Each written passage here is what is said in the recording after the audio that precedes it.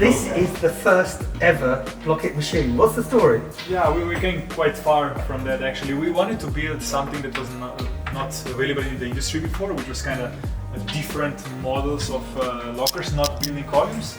And we wanted to place them on Portuguese beaches. We wanted to test different features. One of them was storage, but also resistance. We wanted to make sure that hardware is resistant enough and what kind of tougher conditions, weather conditions can you imagine than basically the beach, right?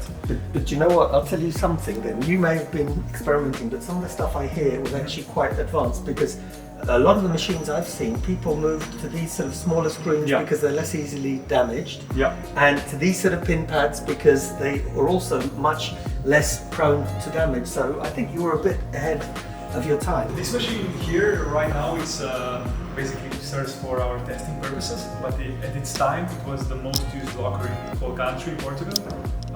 It's been in the retail store, and it's kind of also. We want to say that this is part of history, is part of the smart locker revolution in Portugal, because this used to be and might still hold the record of the most usages per day. So this could be the most used machine in Portugal. Yeah, I think it still holds the record. Actually. Wow. What was the biggest challenge for Bloqit in making this happen? Yeah, no, that's a great question. So I would say the biggest challenge was when Vinted really came to us with a very ambitious plan. That a lot of lockers, but what was the most challenging part was the time sensitivity, right?